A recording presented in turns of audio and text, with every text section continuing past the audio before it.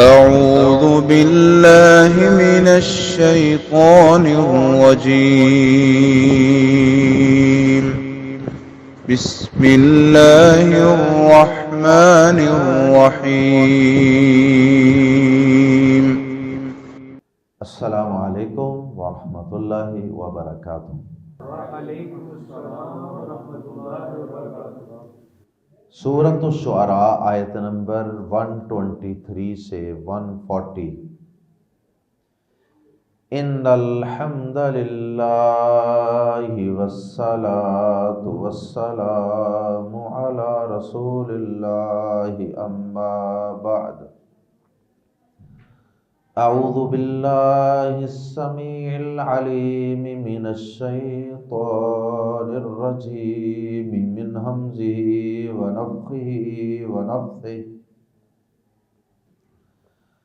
کذبت عاد المرسلین اذ قال لهم اخوهم ہود الا تتقون انی لکم رسول امین فاتقوا اللہ واطیعون وما اسألکم علیہ من اجر ان اجری الا علی رب العالمین۔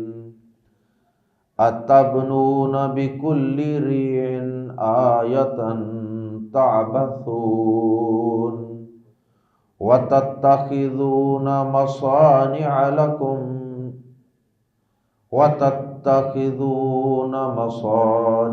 لَعَلَّكُمْ تَخْلُدُونَ وَإِذَا بَطَشْتُمْ جَبَّارِينَ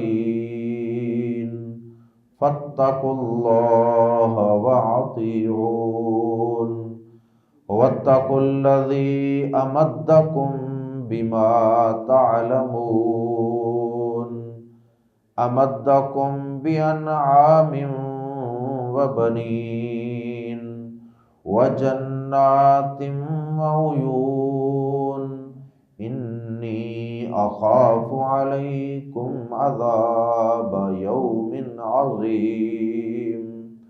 قالوا سواء علينا أوعظت أم لم تكن من الواعظين إن هذا إلا خلق الأولين وما نحن بمعذبين فكذبوه فأهلكناهم إن في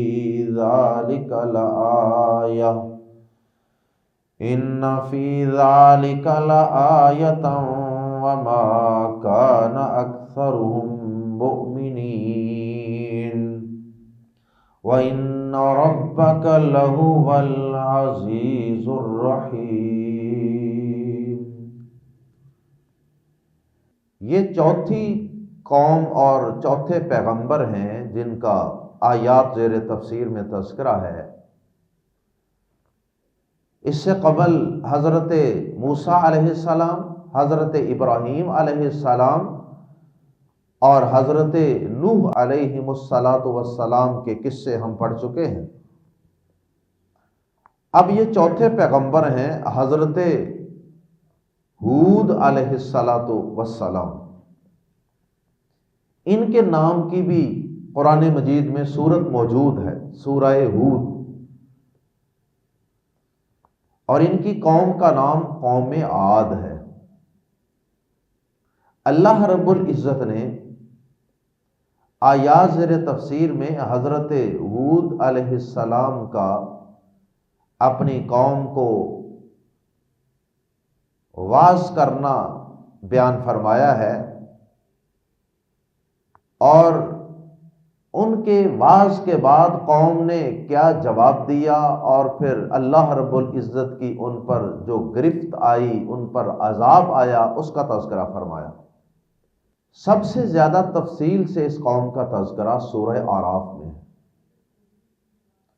حضرت نوح علیہ السلام کی قوم کی تباہی کے بعد اللہ پاک نے اس زمین پر جس قوم کو عروج عطا فرمایا وہ یہی قوم عاد تھی۔ جسمانی لحاظ سے یہ بڑے اونچے اونچے قدوں والے، اللہ رب العزت نے انہیں بڑے زور آور، بڑے طاقت اور قوت والے قرار دیا سورہ آراف میں، اور سورہ فجر میں فرمایا کہ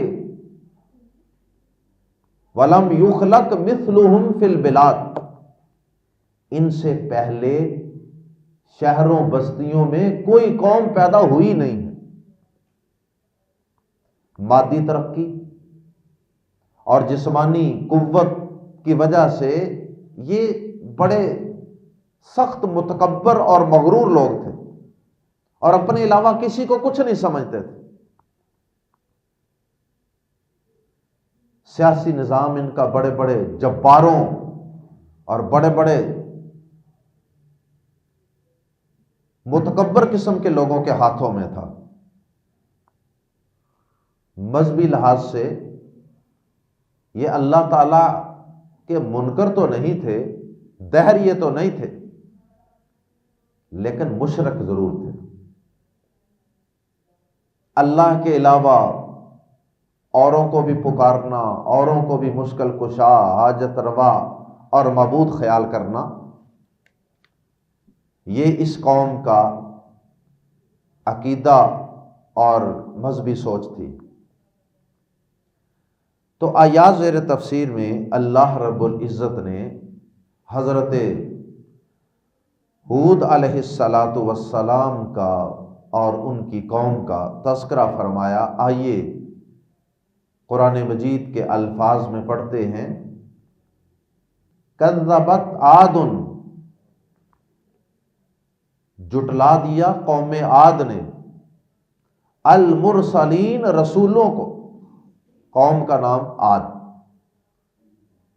اور اس کی تفصیل گزشتہ آیات میں بھی گزر چکی ہے، بلکہ ابتدائی کافی ساری آیات 127 تک جو آیات ہیں یہ تقریباً رپیٹ ہیں۔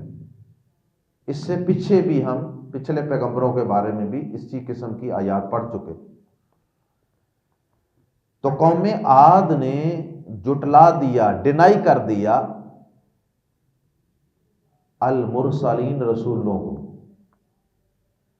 کیونکہ ایک رسول کو جٹلا دینا گویا کہ سارے رسولوں کو جٹلانا ہے، اس لیے المرسلین جمع کا لفظ استعمال کیا گیا۔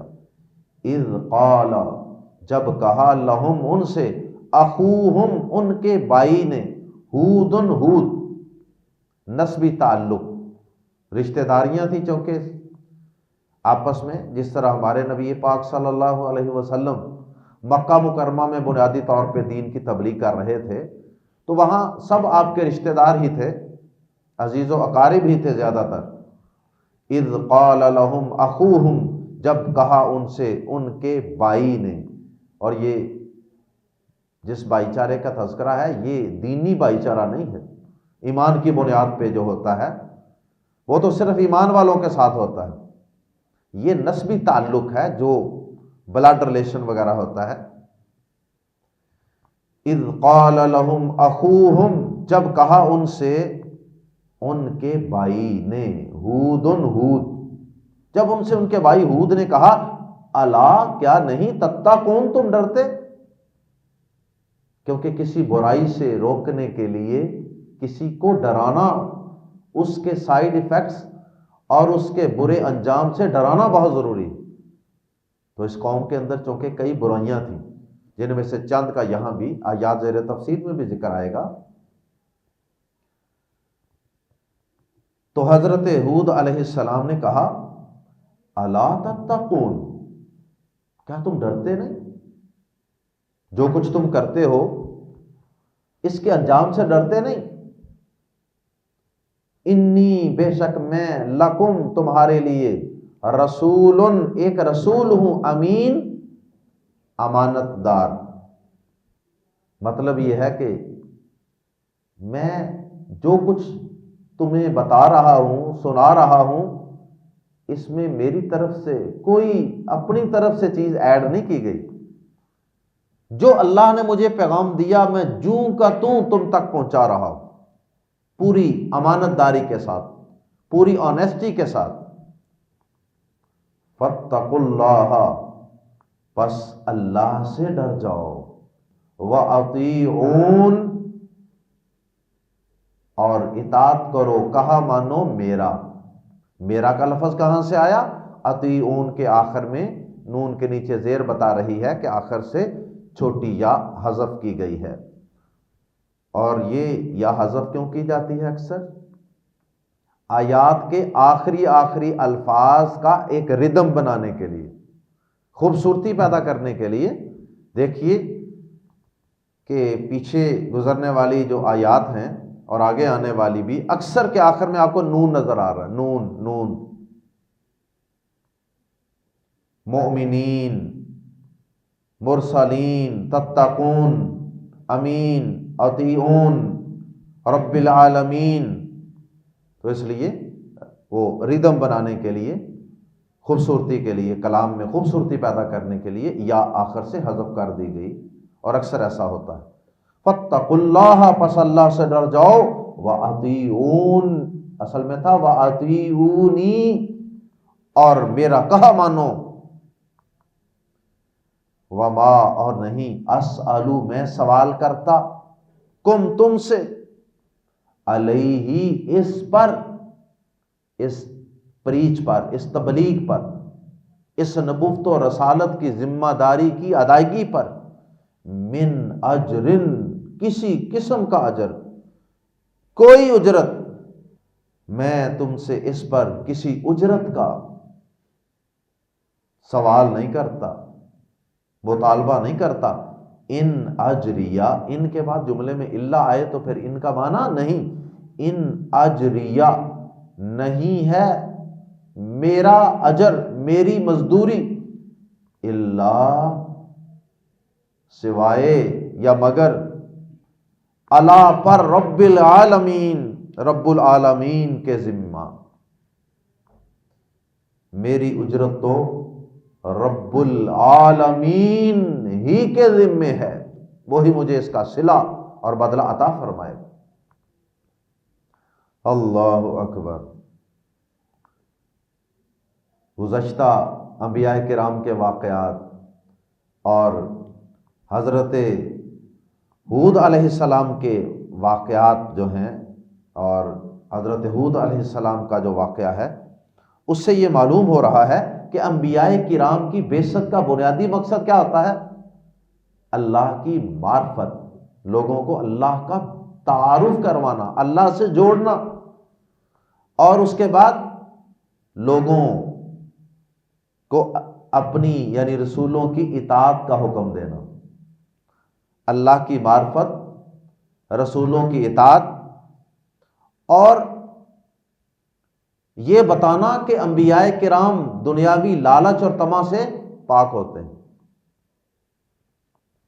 یہ بنیادی مقاصد ہوتے ہیں. اللہ اکبر. یہاں تک تو آیات میں ریپیٹیشن تھی. اب آگے اس قوم کے متعلق کچھ خاص باتیں. حضرت ہود علیہ السلام نے قوم کو کچھ کاموں سے روکا، کیونکہ یہ جن کاموں میں وہ پڑے ہوئے تھے ان کی وجہ سے ان کی ساری توجہ اپنی دنیا کی زندگی کی طرف تھی. آخرت کی طرف ان کا کوئی دھیان نہیں تھا.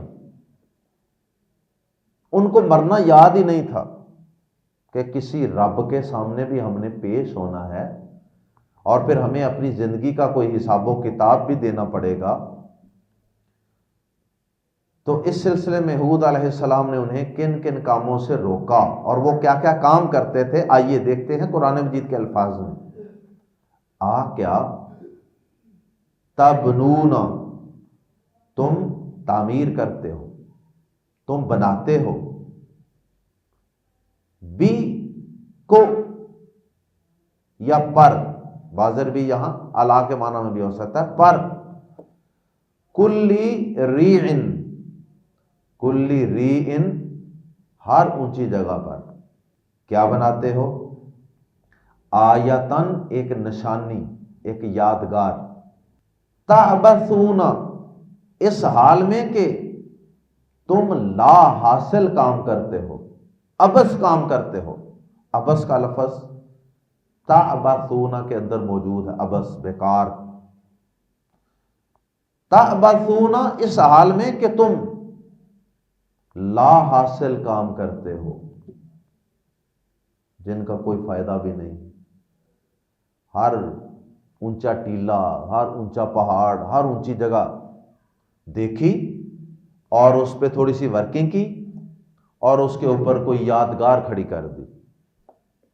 اونچی اونچی عمارتیں، جس طرح آج کل کے دور میں کوئی بادشاہ جو ہے اس نے وہ 12 دری تعمیر کروا دی، کسی بادشاہ نے جناب فلاں مقبرہ تعمیر کروا دیا، کسی نے کچھ کروا دیا، کسی نے کچھ کروا دیا۔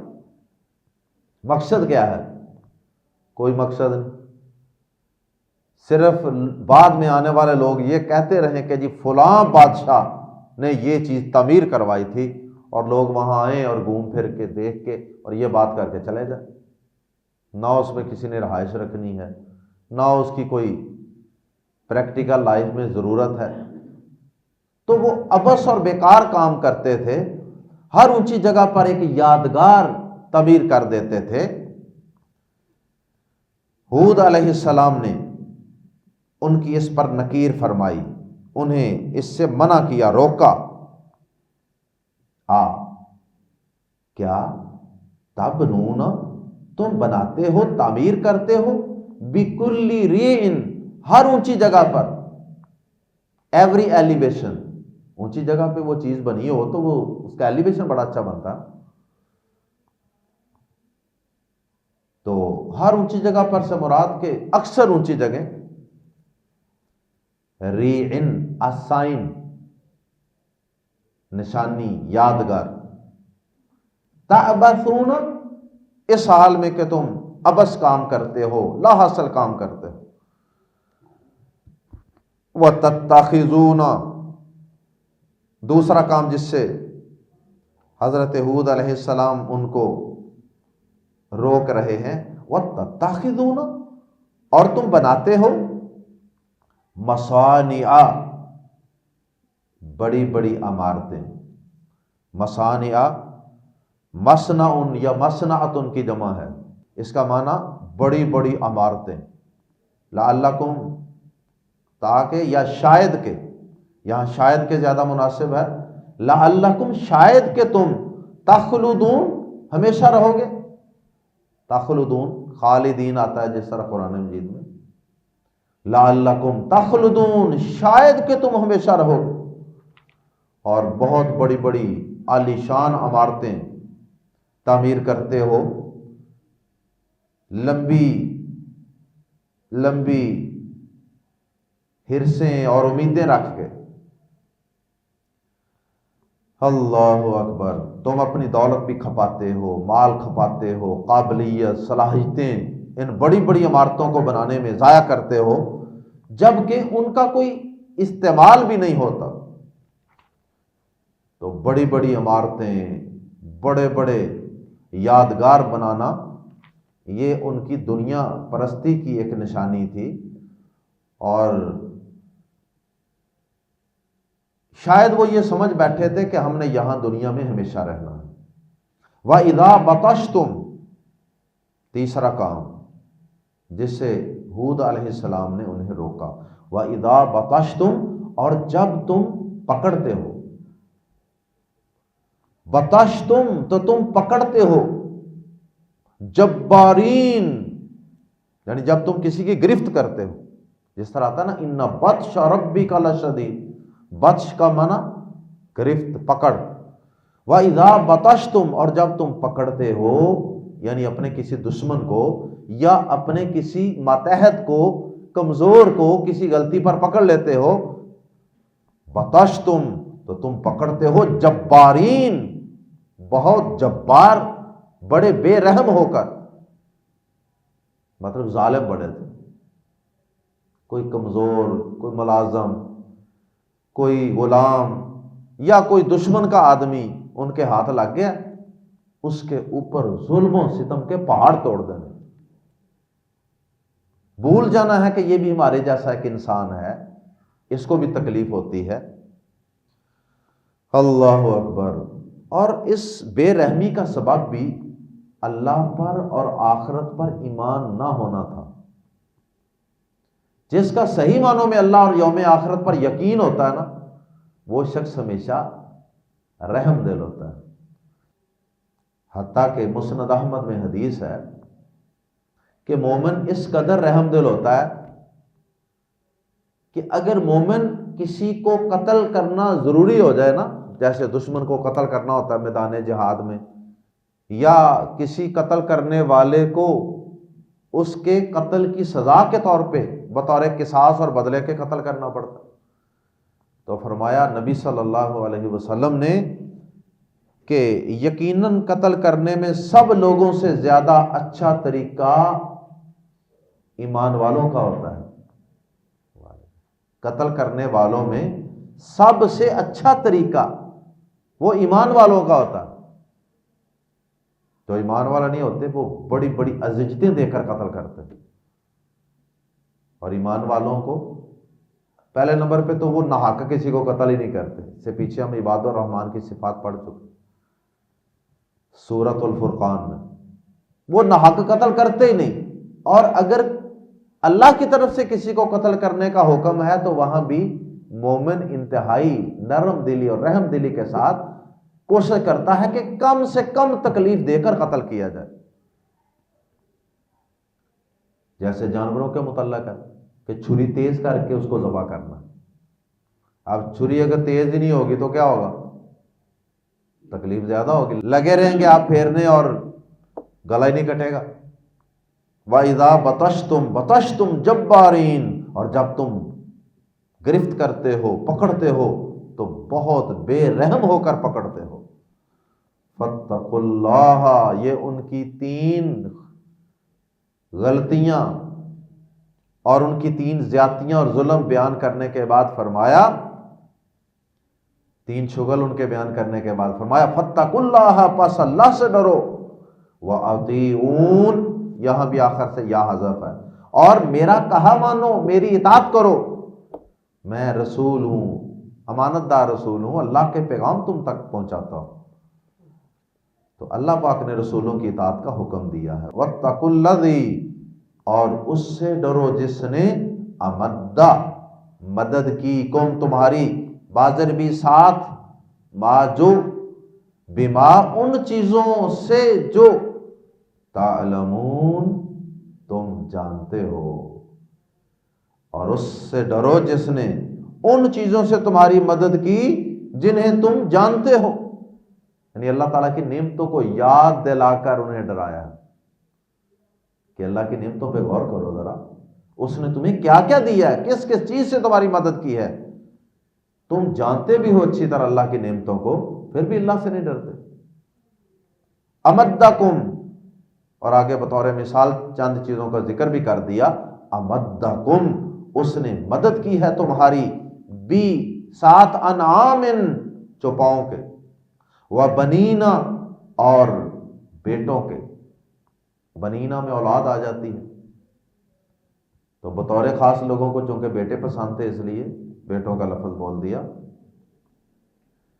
اس نے چوپاؤں اور بیٹوں کے ساتھ تمہاری مدد کی، وَجَنَّاتٍ وَعُيُونٍ، اور باغوں کے ساتھ، وعیون، اور چشموں کے ساتھ، چشمے بہہ رہے ہیں، اور باغات جو ہیں ان کے اندر جناب کہیں کنوں کے باغ ہیں، کہیں سیب کے باغ ہیں، کہیں کھجوروں کے باغات ہیں، تو یہ سب اللہ کی نعمتیں ہیں۔ تو ان نعمتوں کو یاد دلا کے اللہ سے ڈرایا ہے، انی اخاف، بے شک میں ڈرتا ہوں، علیکم، تم پر، عذاب سے، یومن عظیمن، ایک بڑے دن کے عذاب سے۔ یہ نہیں کہا کہ بڑے عذاب سے ڈرتا ہوں، بلکہ بڑے دن کے عذاب سے ڈرتا ہوں۔ کیونکہ جو دن اتنا بڑا ہے تو اس کا عذاب بھی کتنا بڑا ہوگا۔ اللہ ہمیں اس سے محفوظ فرمائے۔ قالوا، انہوں نے کہا، سواء علینا، برابر ہے ہم پر۔ آبا، اب ان کی ڈٹائی دیکھیے، ان کا تکبر دیکھیے، غرور دیکھیے ذرا۔ پیغمبر کتنی ہمدردی سے، کتنی محبت سے اور کتنے مدلل انداز سے اللہ کی نعمتیں یاد دلا دلا کے ان کو ان کی غلطیوں، غفلتوں، کوتاہیوں کی طرف نشاندہی کر رہا ہے، سمجھا رہا ہے، اور یہ آگے سے کس طرح کا جواب دے رہے ہیں۔ قالوا، انہوں نے کہا، سواء، برابر ہے، علینا، ہم پر، آوا کہ وعظت، تو واز کرے، نصیحت کرے۔ نصیحت، واز کا معنی ہوتا ہے ایسی ڈانٹ جس کے اندر خوف بھی ہو، ڈراوا، ڈرانے کے انداز میں نصیحت۔ انہوں نے کہا کہ برابر ہے ہم پر، کہ اور یہ دونوں جب ایک جملے میں آتے ہیں نا تو پھر ان کا ترجمہ یوں کرتے ہیں، کہ وعظتا، تو ڈرائے، تو نصیحت کرے، یا لم نہ تکن، تو ہو من الواعظین، نصیحت کرنے والوں میں سے۔ انہوں نے کہا کہ ہم پر برابر ہے کہ تو نصیحت کرے یا نصیحت کرنے والوں میں سے نہ ہو، یعنی نصیحت کرے یا نہ کرے، دونوں صورتوں میں ہم پر برابر ہے۔ جس طرح سورۃ البقرہ میں آتا ہے نا، سواء علیہم اانذرتہم ام لم تنذرہم لا یؤمنون، آپ ان کو ڈرائیے یا نہ ڈرائیے، ان کے لیے برابر ہے، وہ ایمان نہیں لائے۔ تو یہ اس قسم کی بات انہوں نے خود اپنی زبان سے کہی۔ ہمیں تیری تبلیغ کا، تیری نصیحت کا کوئی فائدہ نہیں ہے، کوئی فائدہ نہیں ان باتوں کا۔ ان ھذا،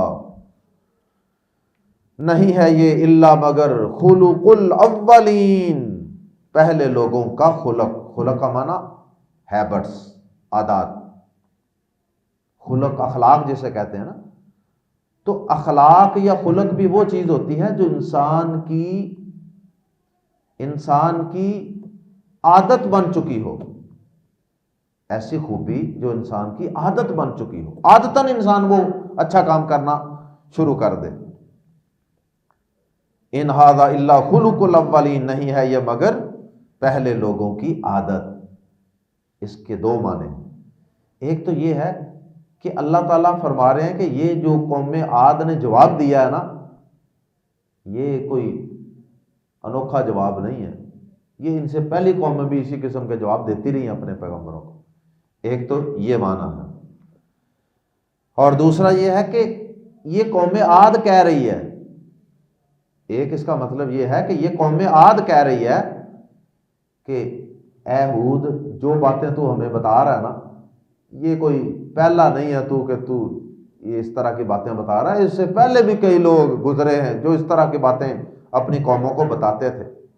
وما نحن بمعذبین، اور ہم، وما اور نہیں، نحن ہم، بازر بھی کی وجہ سے ماں میں زور پیدا ہو گیا، وما نحن بمعذبین، اور ہم قطعاً عذاب دیے جانے والے نہیں۔ اللہ اکبر، مطلب یہ ہے کہ ہمیں کوئی عذاب ذوب نہیں ملنا، یہ ہمیں باتیں ہیں ساری، کئی لوگ اس سے پہلے بھی کرتے رہے ہیں۔ فَكَذَّبُوهُ، بس انہوں نے اسے جھٹلا دیا۔